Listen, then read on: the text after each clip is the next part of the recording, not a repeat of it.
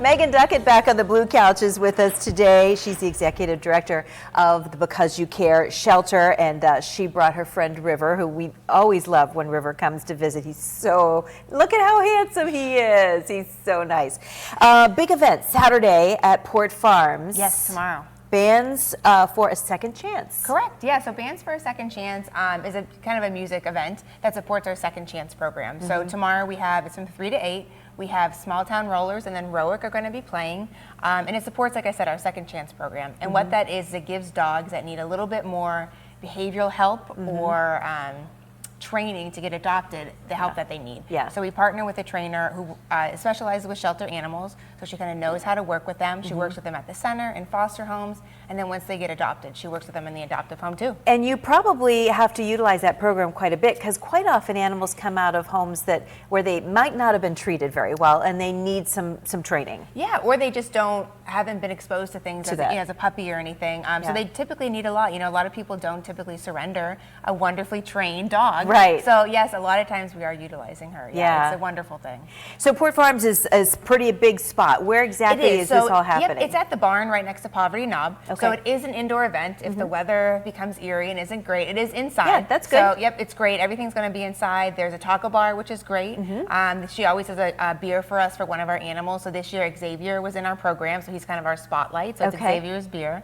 It's going to be food. I think there's like 25 or almost 30 raffle baskets. Oh, that's great. Yeah, 50-50, and just a great time to talk to other people who are there, like-minded, trying to help the animals. Yeah. Are you overrun right now with animals that need good homes? Always, yeah. Always, so unfortunately, yeah. always, yeah. You have kittens. We just got, a lot of puppies that came in, adult dogs that are looking for homes. There's always, unfortunately, animals that are needing homes. Yeah, it's kind of like laundry. Just when you think you get it taken care of, it more crops up and piles up on you. I've never been caught up. More dogs and cats, or vice versa right now? Usually more cats than dogs. I want to say we have more cats than dogs, yeah. And you're located just off 79. Yeah, so we're literally like 5-7 minutes from the mall. We're not like way out in McCain, out in the sticks. Right. We're very close. We're right off the exit there. Yeah. Talk a little bit about how important it is that we have these great shelters like yours in our community. Yeah, so they're great benefits. I mean, there's so many animals that unfortunately people can't keep, or they find as strays for whatever reason.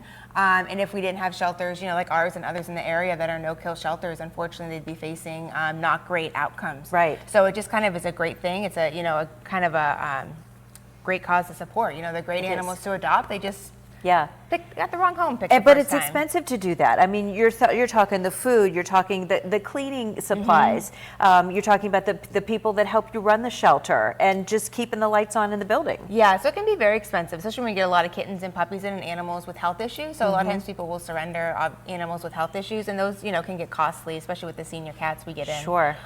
They can get costly. So programs like this help support all of that. And when you take in a dog or a cat, you probably spay and neuter them before you adopt them out, right? Yes, everyone. Yeah. So all the animals that we adopt out, even our kittens and our puppies, they're up to date on all of their necessary vaccines, on flea, heartworm, tick prevention. They are spayed and neutered, and they're microchipped as well. So they're kind of like ready and set to go. Ready to go, but that's expensive on your end to do that. Yeah. So this starts tomorrow at 3 at Port Farms. They're in the big barn. How much to get in?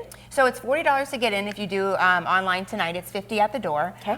If you do it online, you also get entered into a raffle to win Hardy tickets or a flat screen TV. So kind of a little incentive to do it online tonight. But yeah, it's all go for a great cause. And like I said, you got a drink included, you got a taco bar, there's going to be dessert as well, and just tons of great stuff to do. Is this pet friendly? It is pet friendly. I thought it was, because I know that Poverty Knob is pet friendly. Pet so friendly. yeah, it's going to be a great event. Megan, thanks for stopping by with River thanks for having to tell us all about it.